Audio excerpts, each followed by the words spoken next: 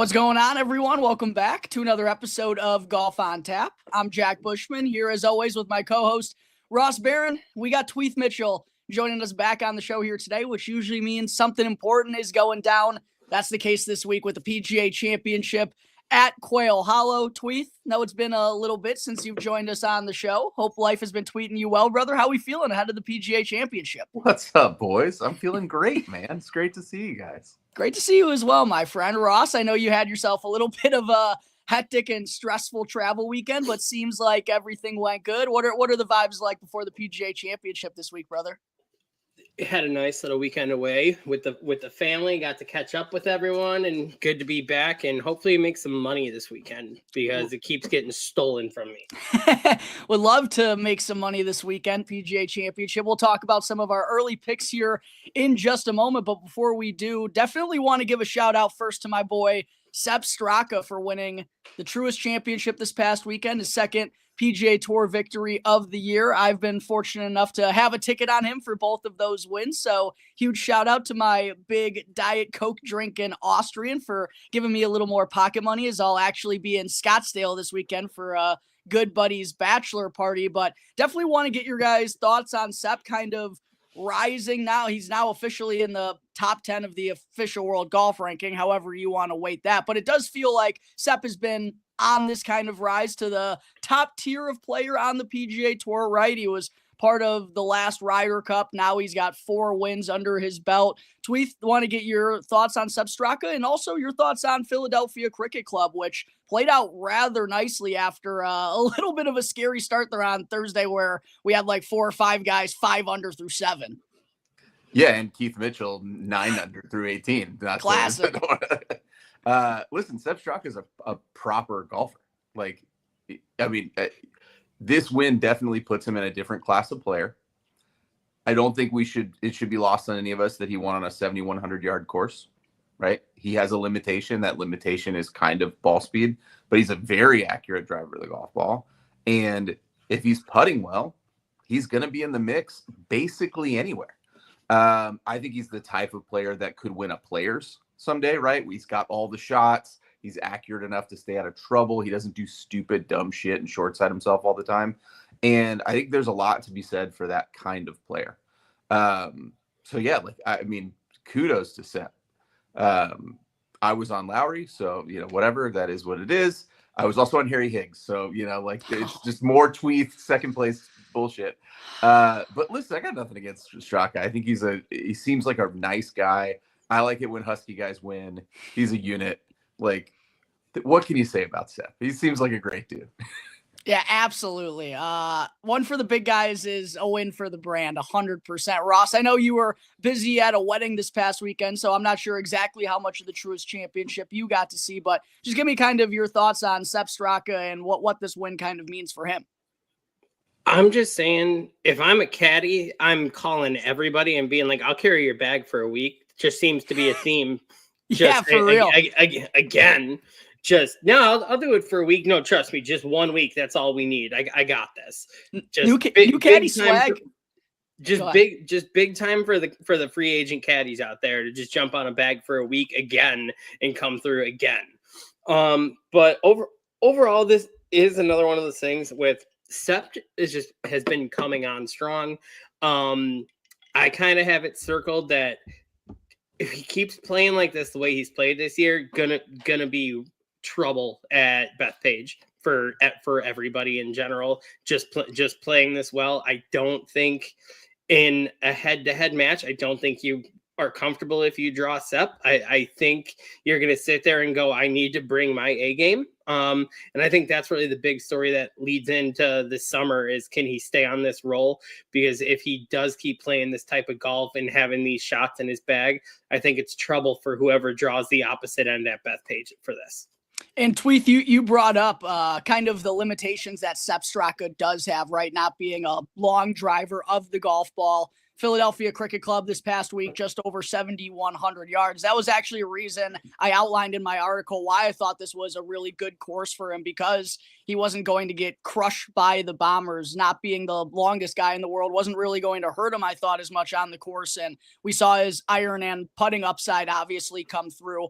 on the week. I agree. I think Bethpage, obviously having one previous Ryder Cup of experience under his belt, is going to bode well for how he's going to play there. I also think he's finished runner-up at the Open Championship in the past. Like, I think an Open Championship venue is probably where he's best suited major championship-wise, just because, as we'll get into with Quail Hollow this week and how they like to run U.S. Opens, the Masters is still a pretty gosh darn long golf course in its own right. But I do think Sepp Straka at the Open Championship is maybe something to keep an eye out for later on this year. But definitely as well, wanted to get your guys' thoughts on Philadelphia Cricket Club, not just Sepp Straka, because I thought it wound up playing excellent over the course of the weekend. We finally got to see the firm conditions and got to see the track play out kind of how it was intended to. And I really do enjoy getting a style of golf course like this for these signature events, because it produces different style of leaderboards. And I really enjoyed this golf course more than I thought I was going to. And I also thought, Ross, I wanted to get your thoughts on this as well. Obviously, this isn't a rotating event, but being a signature event that was moved to a new golf course in a new city, Ross, one thing we've really preached for on this show is having signature events in different venues, different parts of the country to kind of elevate some of those different courses. Just give me your thoughts on Philadelphia Cricket Club, and also just the idea of, signature events moving around. I think creates different kinds of conversations that we like to have. No, I think Philadelphia Cricket Club hit it right on the head. I think they checked off a huge market in the Northeast. Yeah, I think in general, even with the shitty weather that they had for the first couple days, the turnout was still good for the tournament. People were there because the PGA is playing in a big market in the Northeast, which again brings us back to, there's no Chicago on the schedule, anything like that. Like, why are we missing these? Like, these are markets that I think it doesn't, Philadelphia Cricket Club doesn't have to be on the schedule every single year, but you can find another incredible course in that general vicinity, in that area, and have it suffice every year that, oh yeah, we are coming through the Philly area. We are coming through the Chicago area. That I think that moving forward, that it is something that needs to be addressed, that you're making sure you are hitting those markets every single year.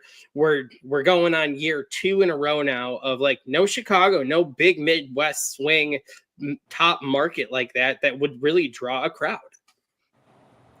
Yeah, and definitely like the Boston, Chicago markets ever since what was it called before the FedEx St. Jude? It's slipping out of my mind right now. The first playoff event, that one, it was in the Northeast, the Northern Trust. Like, those types of markets are such a big miss for the PGA Tour to not be in those types of spots. So that definitely stood out to me. Tweeth, I know you had another conversation that you wanted to have regarding Philadelphia Cricket Club and how it played out. So want to give you the floor on that as well. I'll say this first. Totally agree that we need the PGA Tour in these kind of underserved big markets. I also think there's some really obvious reasons why this isn't happening. And Philly Cricket, right, has a pretty small membership compared to your typical Northeast golf club, which, by the way, most of them don't have huge memberships anyway. They also have 36 holes. And so they can take a course out of rotation for the 3 to 4 weeks that it would take to prep it, play it, let it recover, and not really piss off all their members. They're not going to sign up for that every year. But I think there's a pretty good reason why we don't see more courses in these big markets raising their hand. And it's because they've got members who want to play and have short golf seasons and don't want to give up 2 to 4 weeks of their golf course during the peak golf season to get not a lot back out of it, to be honest. And unless one of the members owns a company nearby and is going to sponsor the tournament, which is not the case with Truist, right? They're headquartered in North Carolina. I think it's just going to be a hard sell to get a club in Chicago to agree to do this, or a club in Philly to agree to do it year in and year out. There's a reason why New Jersey keeps trying and failing, and it works for a little bit and then it doesn't. It's like the members have the ultimate sway. I thought Philly Cricket acquitted itself wonderfully, even though the golf course they played isn't even really a golf course on site. It's one of the courses in a weird routing. Yeah. But it was really nice to see greens with slope. we get very used to seeing what are extremely flat greens week in and week out on tour. And to see players have to start 3-foot putts outside the hole was really nice. And you saw my guy Keith did it. Guys 3-putting from 6 feet, and because they're not used to having to line it up outside or having to play defensively downhill, that sort of thing. They play fast greens, but fast greens that roll straight are not much of a defense. And so I thought the course was really cool. It was awesome to see. That said, they had to play it at a par 70. If they hadn't got weather, probably would have gotten torn apart a little more.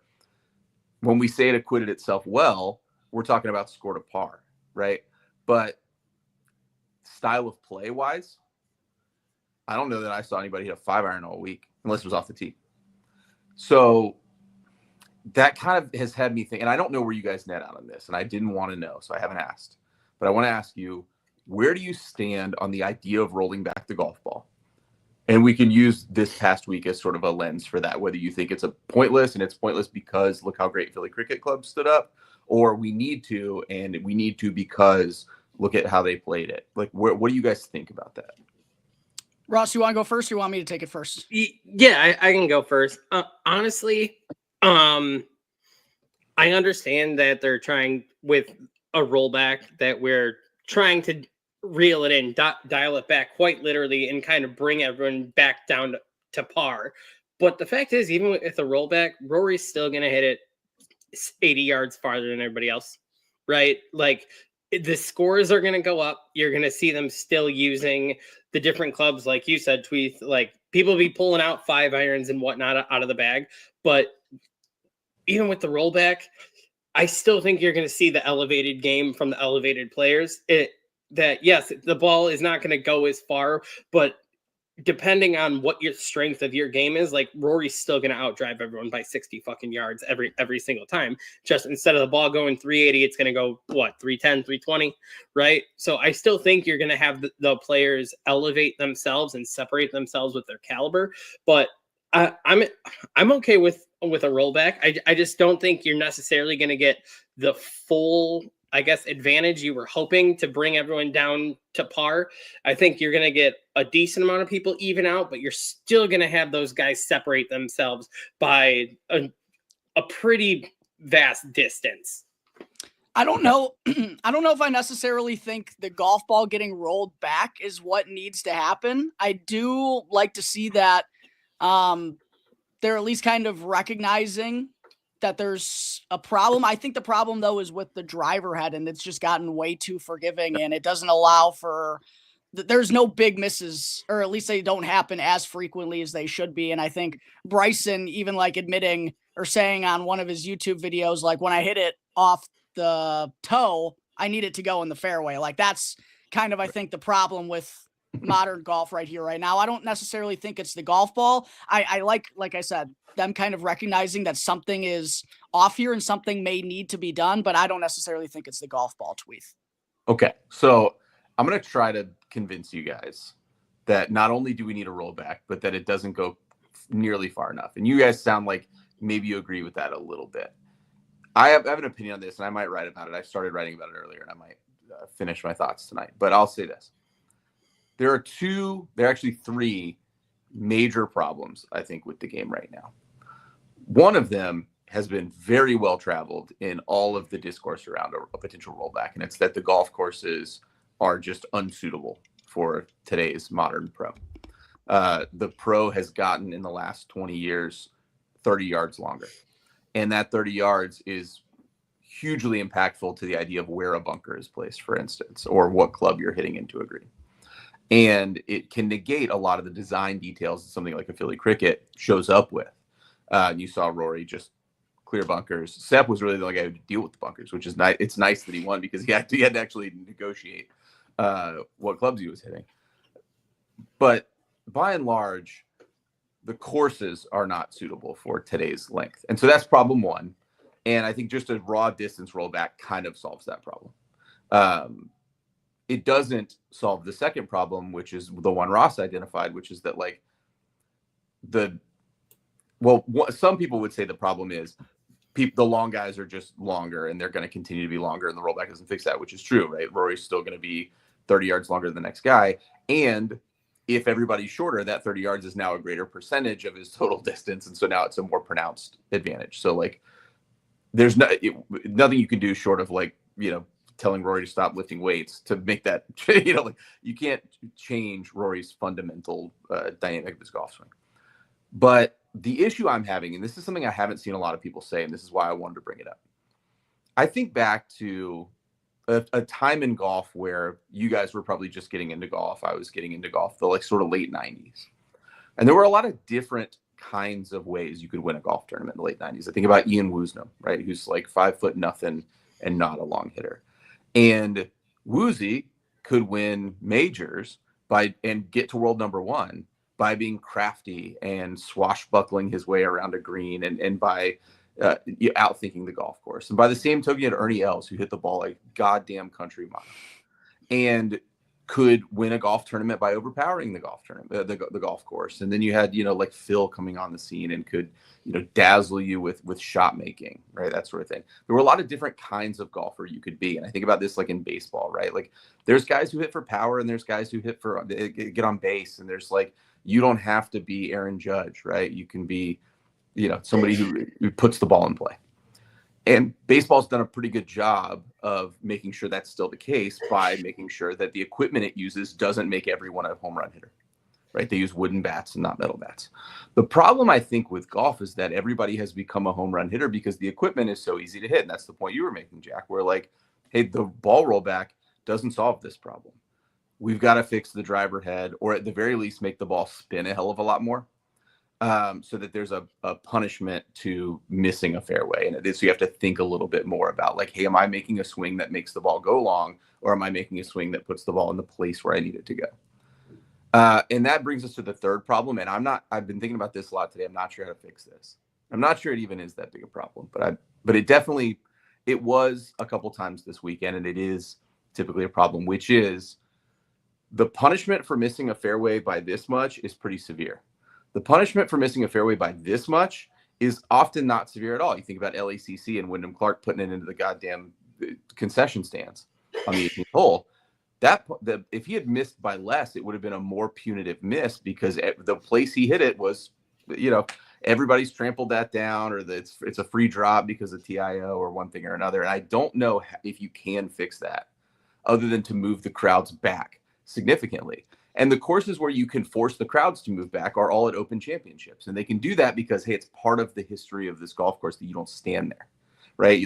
Nobody lines the left side of the road hole, right? Like they're all on that side, because that's the golf course over there. You don't go over there. And that's not the case at Quail Hollow, where you're going to have fans up both sides of every hole. And the farther offline you hit it, the better lie you get. I don't know that we can fix that problem with equipment, but I do think we can fix the first two problems with a golf ball that doesn't go as far, that spins a little more, and a driver head that's just like not as engineered for complete and total forgiveness. And the conversation getting reignited this week around Philly cricket has got me kind of astonished that there are still so many people who think this isn't a problem and who are just like, it's fine. Because I want to see different kinds of players play golf. And if you go back 20 or 30 years, the shortest hitter on tour and the longest hitter on tour are separated by 65, 70 yards. And now it's like 30. In fact, from the longest hitter on tour right now, Aldrich Potgieter, to the 100th ranked driving player on tour is only about 14 yards. It's the top is clustered with people all at about the same distance. And it has become a pretty homogenous game, at least off the tee. And that has led to a pretty homogenous game on the way into the greens because everybody's hitting 9 irons and lower, which has led to a pretty homogenous game around the greens because all the greens are flat because they had to trick them out and make them so fast to try to get the score back to par. And it's had this domino effect that I think this week really crystallized for me, that I want to see greens with slope, which means I need to see slower greens, which means we need people hitting longer clubs into them to separate who the best shot makers are, which means we need the ball not to go as fucking far if we don't want 8,500-yard golf courses. And I don't see any other way around it.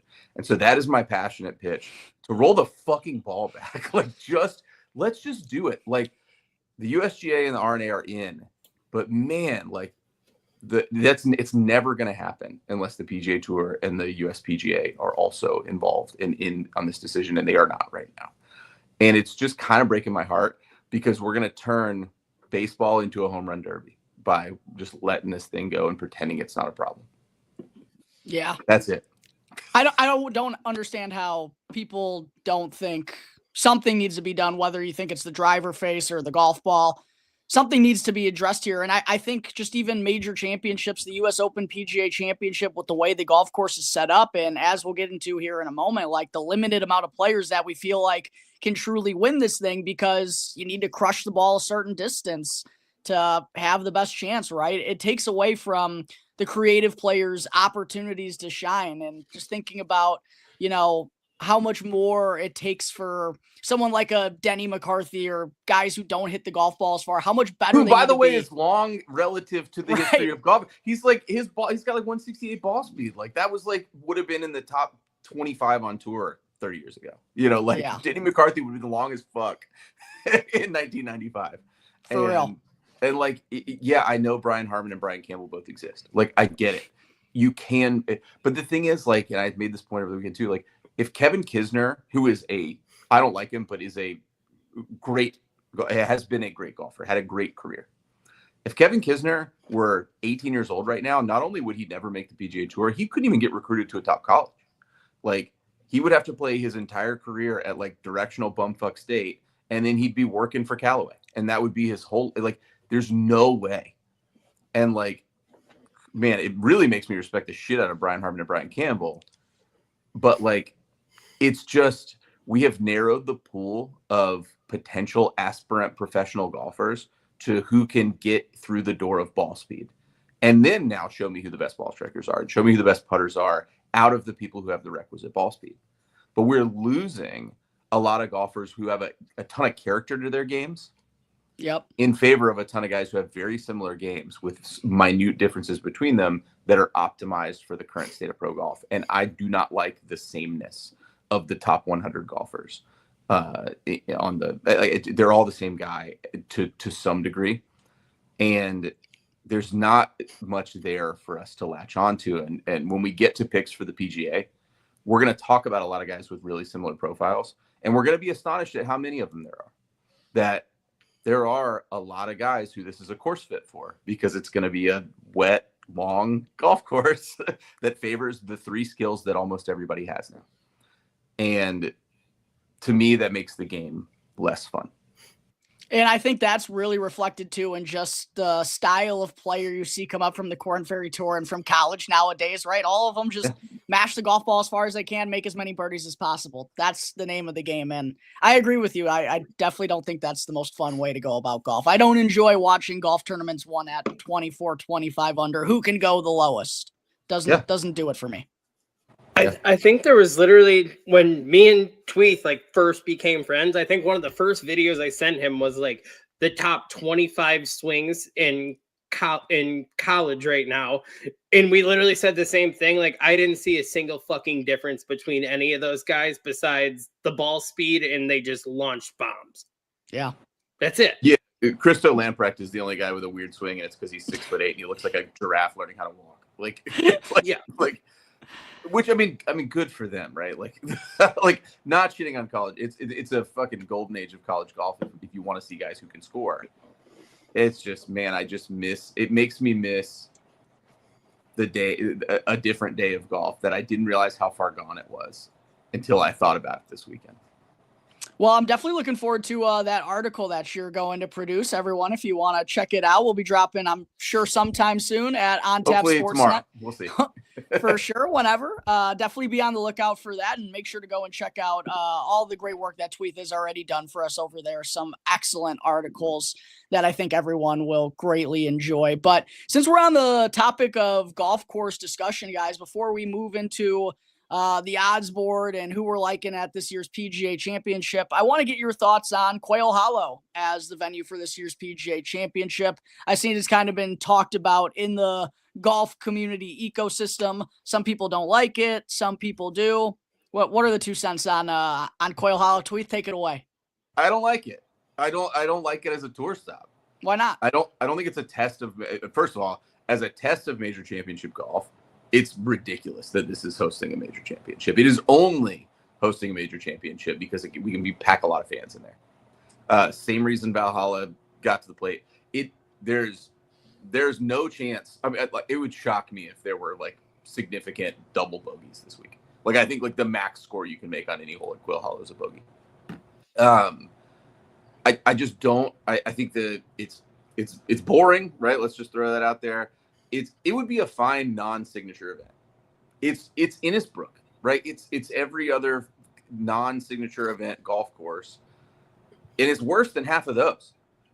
But like, I don't understand how you get 4 of these a year and we can continue to fuck up the venues so badly with at least one of them a year.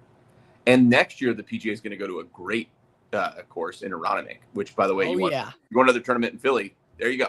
You got it, right? You guys earned it. It's going to go to a great golf course. And it was at a great golf course 2 years ago at Oak Hill, which, maybe didn't play as the way people thought it was going to, but was still a great course. And it's been to Kiel, which I love. And, like, there are so many different kinds of golf courses that this major championship could go to, that the idea, it's like, listen, I'm not a foodie. Like, I like highway food. Like, find me an Outback Steakhouse, I'm fine. But like, if I'm on vacation in like New York City or Chicago or Montreal or San Francisco or somewhere, I'm not going to eat at Outback Steakhouse. This is a special week. I'm on the road. I'm going to have a nice meal somewhere, even if I don't fully appreciate it the way actual foodies do. There are 4 major championships a year. Don't go to the Outback of golf courses. Just don't do it. You don't have to. And there are too many good golf courses to not just like go to one of those. Like, move Aronimink up a year. Go to Q again. Don't care. Like, and I know the people in Charlotte get really mad, and I know there's been a lot of like anger. And if any of them are watching this, your city's fine. Like, got nothing against your city. It's got a nice little bar downtown. I've been to a bunch. Like, has a great Hampton Inn. I'm into your city. Big Hampton Inn guy. That's listen. Hilton points for life. Got great Hilton Honors properties in the Charlotte Metro. The airport is fine. I'm not shitting on your city. I've played better golf courses in the surrounding area. It's not like it. There's just not enough there for me to call it a real major championship venue. And it will be, I don't know how many tournaments we've had this year. Let's say we've had 18 golf tournaments this year or something like that. It might be like the 12th best golf course. And it's the second major of the year.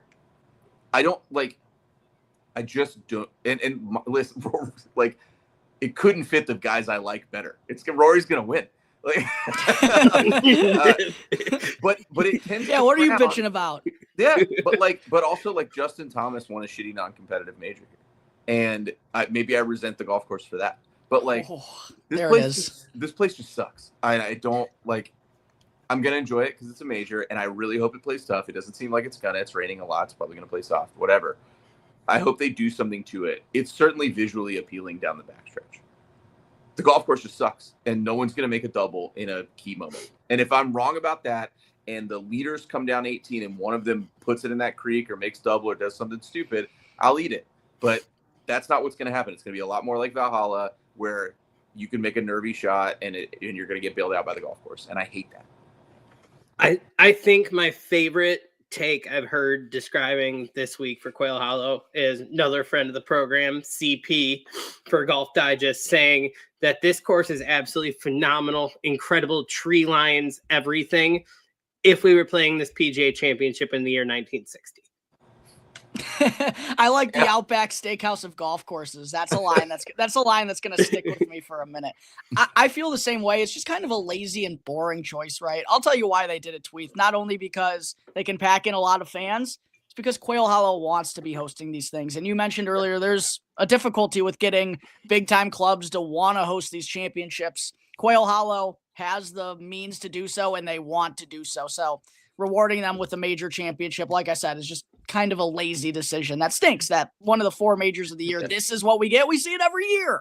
They literally have their membership like accounts into every single year that there's 4 to 6 weeks that they just know, like, oh yeah, we're totally fine not doing shit because we're having the PGA back again. They have that type of membership. It's because they have that type of membership is why they get these things yearly, and why after all the years in a row, again, they're being rewarded with yet another major, 7 years after the fact, because every single year they have the outstanding membership that just rolls belly over, like, give some belly rubs. Here's the course, guys.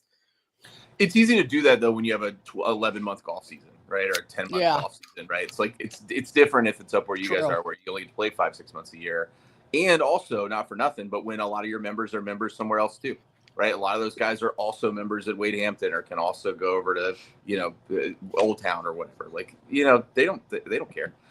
So like I'm not good on the members for doing that, but like it's just crazy to me that the same tournament that can go to Southern Hills and Baltusrol and Bethpage Black also has to settle for goddamn Quail Hollow. Like that's insane.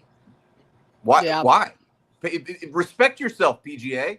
Right? Let alone we're going fucking self-respect. It's like like you've all seen your buddy who's like dates beautiful women, takes somebody home from the bar. You're like, dude, really? Like, just like maybe take tonight off. Maybe respect yourself a little bit so that you don't wake up in the morning questioning this decision. Yeah, tough especially 2 year after stretch. Following up Valhalla last year. Yeah, that's what I was just about to say. Tough 2 year stretch. Just boring venues. One thing what do you guys think the winning score is going to be this week? 17 under. Yeah, I was gonna say 14, 15. That was gonna be my ballpark. If it's Rory, it's gonna be like 19 again, like last year. That's true. He definitely has the capability to blitz everyone and win by like 6. Yeah, it's definitely not my favorite venue. I do like it more than Valhalla. I think it's going to play more. It's going to not that that's much of a litmus test because it was a minus 21. This is the Outback. Valhalla's Denny's. It's way worse. True, and it's Denny's at like 3 a.m. The rough crowd that no one wants to be around. Yeah, they haven't ever. You stick to the floor when you walk around. Yeah. Well, at the very least, fellas, this style of golf course does make for a very intriguing conversation at the top of the betting board, as we've got a big 3 pretty clearly here in Rory McIlroy, who's coming off of the career Grand Slam, of course. By the way, congratulations to all. Look at us, fellas. Look at us. You know how shitty the rest of the year would have been coming on this show if we didn't have Rory? Couldn't have been us. Rory obviously wins the Masters. He's got 3 wins already this year, 4 wins in his career at Quail Hollow, and 5 other top 10s and 13 starts. Then you got Bryson DeChambeau, who also mashes the golf ball, the best or second best driver in the world, right up there with Rory, coming in with great form. And then Scottie Scheffler, who finally picked up his first win of 2025 at the CJ Cup. Byron Nelson. Say what you want about the field and the golf course. He won by 8, absolutely blitzed the field. That's what you want to see out of your world number one. Tweeth, that was kind of the gripe you had about Scottie last year. You want to go and see him win by a touchdown. He went and did that. So what are your thoughts on the big 3 top of the board going into this year's major? It really feels like one of these guys are doing it, in my opinion, at least. It's hard not to just like fire a bullet at whichever one of those you think is. I mean, like, this is not like a value field, right? Yeah. Like everybody who is good. You play this tournament 100 times, 85 or 90 of them are getting won by one of those 3 guys, or maybe you expand it to 5 and you had like Rahm and Xander. That's 90% of who's going to win this tournament. And I think it would be really fun if one of them didn't win it, but I don't see that happening. And I'm all for Rory Bryson free. We got Rory Bryson 1 at Pinehurst. We got Rory Bryson 2 at the Masters. Give me Rory Bryson 3. Sure. Yeah. Like, so yeah, we're going to have one where it's just, and again, I'm on record. This is my like take of the year. There will be no first time major winners this year. Justin Ray tweeted earlier today. We have not since 2014 had 4 majors in a row with only repeat winners. We're at 3. So logic says, well, maybe a first timer's got to win. I'm putting my stake in the ground saying absolutely not. Everybody who can win this tournament has already won a major. And I think really the only guy that rules out that has any shot at all is Ludwig. Yeah. So I'm okay ruling Ludwig out for the week. Ross, what are your thoughts here at the top of the board with the big 3? Honestly, I when we get into our picks, I ended up playing this partially. I ended up playing this fair, because the unfair thing is I already had a Rory future that we've talked about for months and months and months at this event when the year started. It's coming from one of those three. I don't think it's gonna go any other way. You would love that miracle magic for PGA, someone coming up and getting this. This is going to Rory. This is going to Scottie. This is going to Bryson. And one of these three, if not all of these three, are going to be sitting at the top of the board on Sunday, and we're going to be probably glued to our couches for hopefully an iconic back nine of the three of them just going head to head to head. That all right? Who's going to come get it? Yeah, it doesn't make for the most fun outright conversation, as you said, Tweeth. It would make for a much cooler story if like someone were to surprise win this bad boy.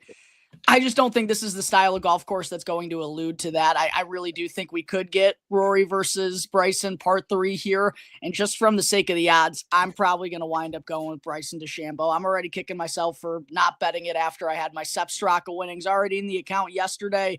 But that's probably where I'm leaning. I'd probably rank Rory second if I had to like rank these three and have Scottie third.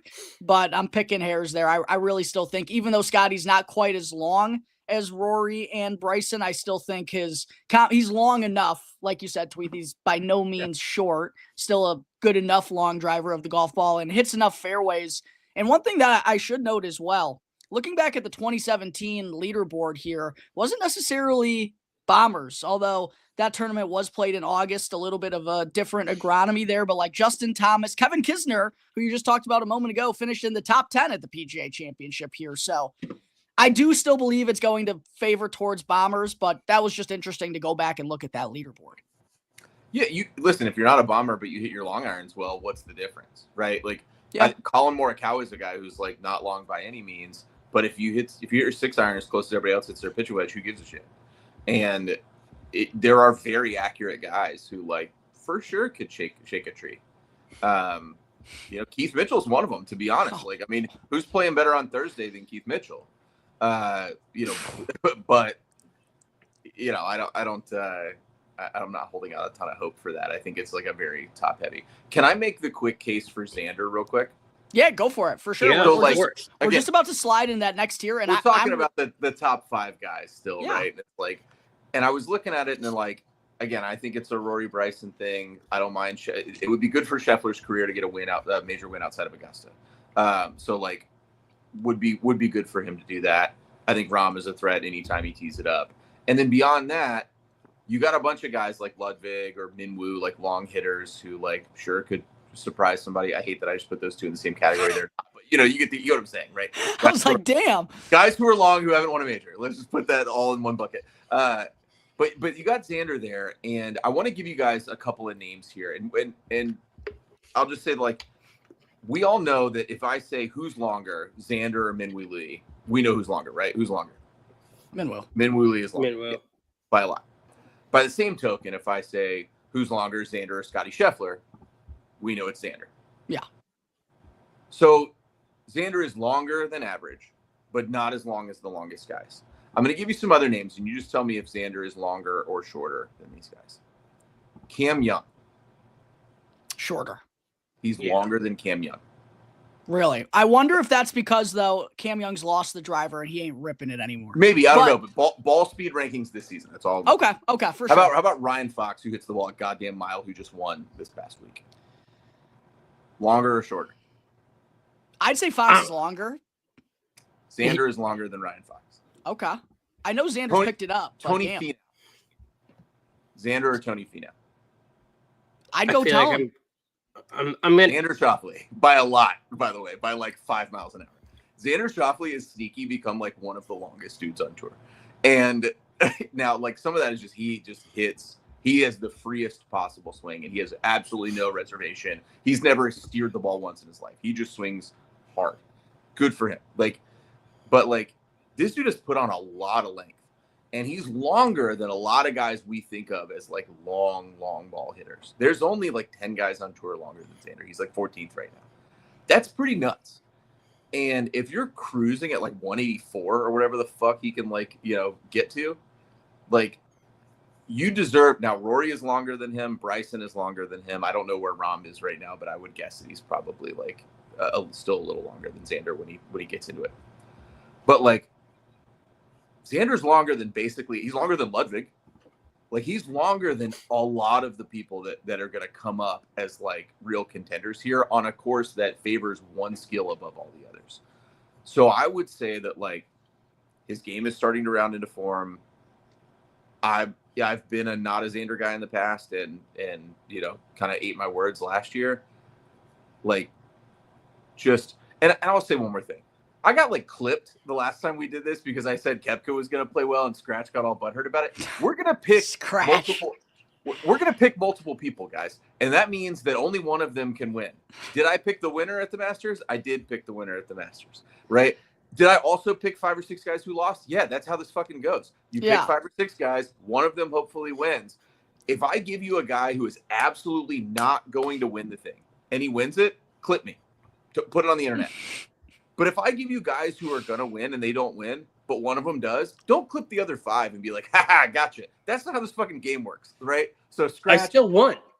Yeah, like take your goddamn screen recording down, Scratch, or whatever. Because like, I'm about to tell you that Xander has a chance to win this tournament. And when he doesn't, I don't want to be clipped, right? He has a chance to win. He's not, whether he wins or not, I don't know, right? But like, I want to be heard. He has a chance to win this tournament, and it's more than people think because he's longer than people think. Scratch just always out for blood. You know how dude just like he's just mad I beat him at Bolingbrook, and he's never gonna let it go. It's like my betting card last week. If you looked at my not Sepp Straka bet, my card was absolutely disgusting. But guess what? Sepp Straka cash, and I'm gonna think it was a great card a year from now. Right, buddy. I really do like the Xander call though. And I was actually hoping he wasn't going to have as good of a weekend. Not that his odds were ever going to drop like very far here this week, but he's like 18-1 though. That's pretty good for him. Yeah, for Xander, very fair number. And I knew he was getting longer. I guess I just didn't realize he was quite in that breadth of the conversation on the PGA Tour. Guess who's finished runner-up at Quail Hollow his last 2 trips? Finished runner-up to Rory last year. Finished runner-up to Wyndham Clark the year prior to that. Starting to find his game a little bit. Like, definitely a good spot for Xander. One of the guys outside of the big 3 that, like, I'm legitimately discussing betting this week. Yep. Who else we got in this conversation, though, that we want to bring up? Obviously, Scratch. Tweeth, you said John Rahm's 18-1. We got your boy Justin Thomas in this conversation, 22-1, Morikawa 25, Ludwig 28, Neiman 33. Tweeth, I know you said, if you haven't won a major already, you're not interested in betting them. So Ross, I guess I'll steer this conversation over to you. Who in this middle tier outside of really the big 3 are you interested in betting or think has a good chance this week at the PGA? Already on my card, and Uncle Tweeth is not going to like this, that I went this way. But we already have a winner here. We already have a major here. He is now both longer off the tee and coming in hotter than previously before. I do have JT here at 22. I understand. JT probably should have won the Truist. I mean, if he just how he played the 15th and 16th just killed him, but he was the real one who was he made a tragic error coming down the stretch because he has no fucking dog. Yeah, sorry that happened to you, JT. I don't disagree. He kind of no-dogged his way into the win at the RBC. I mean, all Andrew Novak had to do was make like a 9-footer, and that thing shouldn't have even gone to a playoff. I'm not interested. Don't in get me Justin started Thomas. on Southern Hills. You can't keep getting away with it. 22-1. I'm not interested if I'm going to be going to the top of the board. Really for me, it would probably be Ludwig if I could find something towards 30. I just think his skill set is so good on this type of setup that he's eventually going to find himself in the conversation, but he hasn't even really been playing all that well heading in. So like this middle tier doesn't move the needle all that much for me. Tweeth, I got to bring up though, Brooks Koepka 45-1. That's a number that's got to be staring you in the eye. Well, I got burned touting Brooks so hard at the Masters, and I'm not ready to go back to the well. But what is Hideki's number? I was just about to bring him up next. 45-1. Yeah, like why not? Why don't I put my name on that? He was grinding, putting in the rain for some reason today. I don't know why.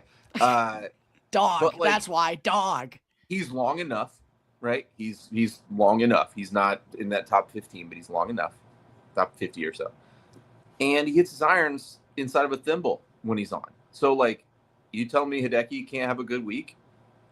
Yeah, like, he's at least in the conversation way more than 45-1 would allow you to believe. But, like, honestly, like, even if I wasn't so against the idea of, like, guys who haven't won majors before, like, there are some guys in there who I think are, like, worth looking at. Like, Corey Connors is probably worth looking at, right? Like, Taylor Pendrith is, like, long as fuck and, like, could be okay. I don't hate Finau, whatever. Again, none of those are for me. I'm not spending money on it. But to me, it's like all the value comes back in way down the board, where you get like one of those kind of like, yeah, it was really wet and sloshy, and this guy just like hit it far enough and then hit it close enough and made enough putts to be in it at the end. And like one name, speaking of major winners who are playing kind of sneaky good, who no one is going to pick this week, can I just give you one like crazy name that if he top 10 this week, it wouldn't shock me? Hit me. Gary Woodland.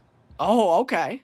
Can you just give me a little Gary Woodland stock? He's 250-1 to win it. But, like, I don't know what his top 10 odds are. But, like, give me, like, an each-way Gary Woodland slice. Just because, like, I don't think it would shock anybody if we're sitting here on Saturday and it's like, hey, Gary Woodland's 3-back. That's weird. Look at him. Look at Gary Woodland up there, right? Like, feel-good story. Wasn't he up there in Houston? That's a long-ass golf course, right? Like, and if he's got his game back a little bit, he knows he can contend for a major championship. He stared Brooks down. Yeah. Like, he's not scared. So I'm going to just throw a little, like, give me, like, a taster. If I'm putting a ton of money in guys who have short odds, give me, like, some long shots to equalize it so I can have a hedge if Gary Woodland is in there 3-4 back on Saturday. It's, like, something to look at. I really do like the Gary Woodland shout. Long golf courses. Yeah. Always been his bread and butter. Who hits a 4-iron better than Gary Woodland when he's on, by the way? Like, come on. Like, neck high, too. Just like, flighting that mofo. Can you imagine? And by the way, like, since I know we were just talking about the top guys, and I forgot to say this, but I really want to say it.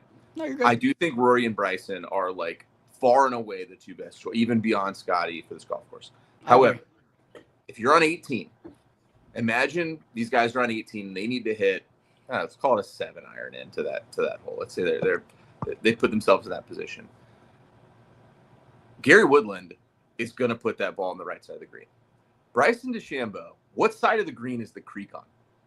It's on the left side of the green. Left, yeah. Where do all of Bryson DeChambeau's iron shots go when there's a little bit of pressure on? They go to the left. And so if that's your final group, right, and I'm not saying it is. I'm just saying, like, if I got one of those two guys to hit a 7-iron to win the golf tournament on 18, give me Gary Woodland. And one of those guys is literally like 15x the odds of the other, you know? Like, I don't have to talk me into that. 100%. Like the Gary Woodland shout. You know who wishes there was a creek on the left? Mito Pereira. Tough times for old Mito on the 72nd hole, and tough times for our other golf host here at On Tap Sports. Now, Joey Riccata's, he had an 100-1 Mito Pereira ticket. The PGA Championship was one of the worst beats I've ever seen. That was a tough post PGA Championship episode that we had to do. Ross, before we move down a little bit further here, I got to ask you your thoughts about your boy Jordan Spieth. 60-1 feels like a relatively fair number. Obviously, going for the career Grand Slam as Tweeth shakes his head in disgust in the bottom of our screen here. What are the vibes like for Jordan? Obviously, you've been high on Jordan's chances in 2025 for quite a while now. What are we thinking ahead of the PGA Championship? Is this the year, Ross? I put him on my card. The game has been the game has been getting better. He has not checked off every single box. It's about every single week. It feels like if you need to check 4 boxes to win, it feels like he's checking 3. We've yet to check 4, but I also think it feels like he's been so written off since Rory went and completed the Grand Slam that everyone's just like, oh, well, who's going to do it next? Is it going to be Xander? Is Scottie going to come and rattle off a bunch? And people are just kind of writing off like, Jordan just needs to win this. And we got another, guys. Like we're in the exclusive club. And I feel like he does take that a little personally, especially since the Masters. I feel like he has kind of written that down, like in his mental notebook, that they don't think I can do this. And so at that number, totally was fair for me. That absolutely having maybe a little extra dog in him to sit there as the underdog and be like, well, people don't think I can win this year, and just check this last box. When every single week he's checking 3 out of 4. What says that this week can't be 4 out of 4? And especially, who doesn't think Jordan Spieth can win? Jordan Spieth. Because Rory said, it's your time. And he goes, not at Rory McIlroy Country Club or whatever. I know he's being polite. I know he's being friendly. I don't think Jordan Spieth thinks he can win. I do think next year, Aronimink, if he's healed a little bit, is a really great course for him. And if he's still contending in 2029, Baltusrol, Jimmy Walker Golf Course, is like an amazing place for him to pick one off. Why can't we be there this week? Why can't we be there this week? Or please. Can we such a shame. Yeah. Anyway, but yeah, I don't. I love your optimism, but I don't think even Jordan Spieth is putting money on himself this week. As our resident Jordan Spieth stan here at On Tap Sportsnet, I respect Ross going with Jordan this week, 100%. I do want to get to your guy. Oh, go ahead, Ross. Sorry. And then I did have one last one in that range before we go to actual bombers. Like Uncle Tweeth is predicting that, hey, maybe give me a nice little hedge because they're up there late in the action. But we talked about that Rory and Bryson have the game that is perfect for this course to win. And we know that you need the ball speed. We know you need the distance here. There is one person in this field that I think can compete with this field without either of those, and it's just because he's got the shots in the bag. I do have Russell Henley at 65 on here. I understand it. He had a great week last week. Yeah, not a great week. I think he shot like 75 on Friday or something after getting off to a pretty good start. I understand the Russell Henley love. Not really going to be for me personally, but I certainly get it with the season that he's having. One question I wanted to ask you, final question before we get to the bombs, final shouts. Anyone else we are thinking could have a good week at Quail Hollow? Shane Lowry, 55-1. I just want to get your guys' thoughts on him. Could Shane be the next lovable loser that nobody wants anything to do with that could potentially win this thing? It's kind of been a thought that's lingering in my head. I think Xander was much more inclined to have the breakout major season like he did last year, being the longer of the two players. That's not really Shane's game. As we mentioned, it's not a prerequisite to win, but you kind of need to have it. What are your guys' thoughts on Shane Lowry? Maybe not even necessarily this week, but just moving forward the rest of the year after continuously suffering more heartbreaks. Is it going to rain the whole time? It very well if might. It rains all 4 days, then sure. Yeah. Very few people deal with the elements better than Shane does. Doesn't probably hit the ball long enough to contend on a sunny day and still a damp golf course. And there are a lot. I mean, honestly, I think even Oakmont sets up better for him than Quail does, and I don't think Oakmont sets up particularly good for him. But he's got all eyes on Portrush. He has. There are only 2 golf courses Shane Lowry is thinking about. It's Royal Portrush and Bethpage Black, because he wants to win the Open and play on the Ryder Cup team. And I don't, it would be cool. I fucking like it. Again, he's a unit. I love Lowry, but it's not, the odds aren't long enough for me to want a look at that when I don't think even he thinks he can win here. But if it rains the whole time, I take it all back and sure. Okay, for sure. Just wanted to kind of get a vibe check overall on Shane Lowry. Just interested to see where your guys' minds were at. But as far as just deep bombs, long shot guys, maybe prop bets that you wanted to throw out there, AKA if I don't bet Tweeth Mitchell first round leader and he hits, I'm not going to be able to live with myself. So I'm for sure betting Tweeth Mitchell first round leader. But you guys have any other players you wanted to shout out or any props you got in at this point in time? Yeah, I'm gonna go first round leader on all the non-major winners that I don't think can win because they haven't won a major before, and I'm sticking to that take. But if I do want a little action on them, and the one guy that is absolutely long enough for on the card for me to take a look at him is Ricky Fowler.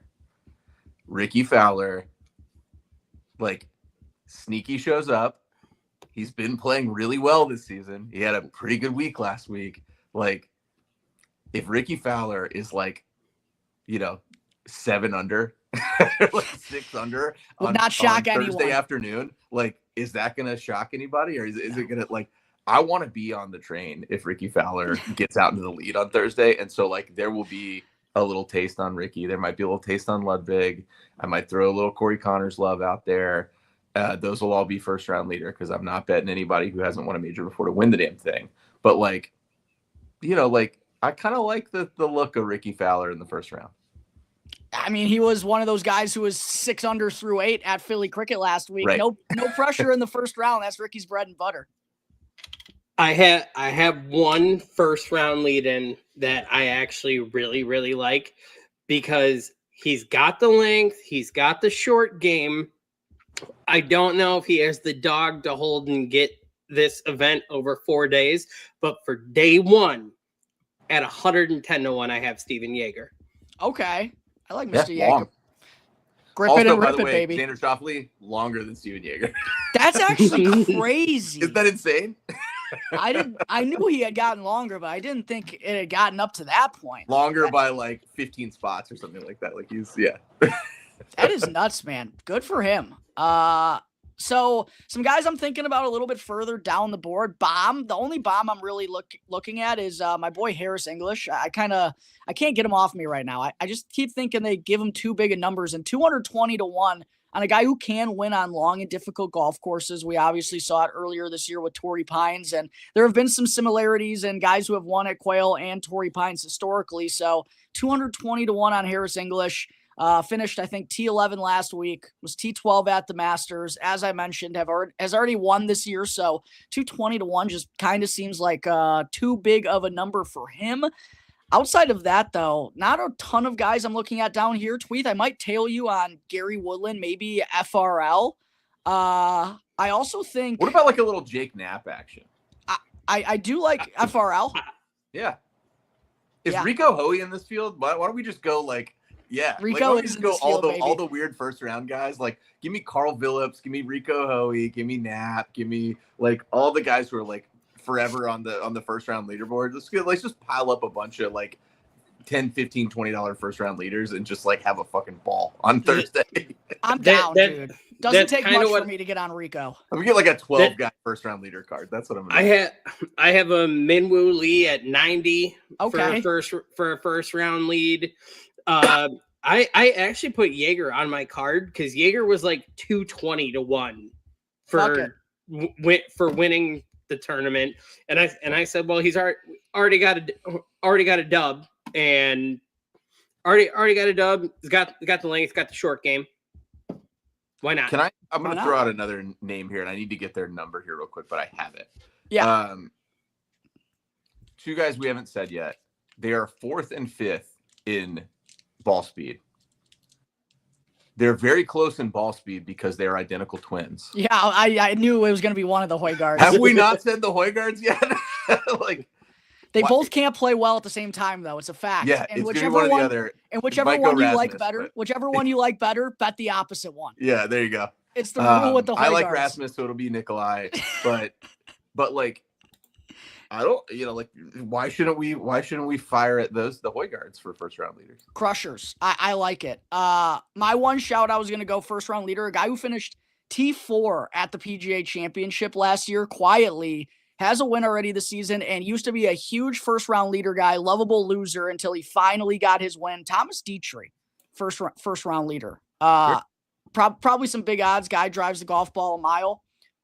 Should be good odds, but that's really all I got from far down in the board. Like Phil Mickelson, 400-1. I wanted to bring this up. In DraftKings DFS, They have Michael Block more expensive than Phil Mickelson this week. What a slap in the face. Ross, you got to be loving that as a big blockhead over there. I have a Michael Block make the cut in there for sure. Yes, you do. Love to hear it. What are the odds on that, bad boy? I might have to tail that with you out of principle. Michael Block, I got Michael Block make the cut at plus 330. Okay. That could be doable. I could find some crazy pop like to parlay that with too. We're gonna have some fun stuff because we actually have the whole actual visor gang up here from Michael Block. You gotta ride it. Plus the Oak Hill. Come on, absolute respect. We'll ride the Blocky vibes. Got to have something on Block 100%. Any final Speaking thoughts, of guys who played well at Oak Hill, can we just say the name Victor Hovland so that the internet doesn't get mad at us? That is true. Won't be anywhere near the money that I'm investing in this, but like sentimental would love to see Victor Hovland go out there and like get in the mix. It's a good Victor Hovland golf course, but Tweeth, you've talked about like guys that don't even like believe in themselves. I don't think Victor Hovland believes in himself going into this week. Like I think he stumbled into a victory because he's just that damn talented. I haven't seen the form, and he did not look good last week. And a lot of people were expecting him to play well on that course. For sure. Yeah. It's a popular one and done pick last week and didn't go well. Tough scene. Any other final thoughts before we wrap this up on the PGA Championship, fellas, or is that about it? All we have to do is just get through it, and then we don't have to see Quail Hollow for another year. So let's just get through it, guys. Once we're through it, then we can start thinking about Oakmont. We can start thinking about Portrush. We can start. I cannot wait. Page. We can start thinking about Augusta and Aronimink. We can go back to good. It's on the wall for a reason. Come on, it's on the wall for a reason. I could not be gravy after this. Could not be more stoked for Oakmont. Seriously. Real major venue. Real major championship venue. Well, I think that's going to wrap up this episode of Golf on Tap. Tweeth, as always, thank you very much for your time on the road from your Hampton Inn. Was it this time? Yeah, beautiful Hampton Inn with the 1970s couch. We should have ran that disclaimer early on. All your listeners have been looking at this thing like you furniture, man. Hey, the 1970s couch matches Quail Hollow's 1970s layout. So yeah, 100%. This is the Reese Jones of couches here. Thank you again to everyone who joined us for this episode of Golf on Tap. I'll be back later this week going through final bets with Joey Riccata. Make sure to keep an eye out for that on Wednesday night. Until then, subscribe to On Tap Sportsnet on YouTube. Check out ontapsportsnet.com for all our great PGA Championship content before the action begins on Thursday. Until Wednesday's episode, everyone, have a great rest of your night.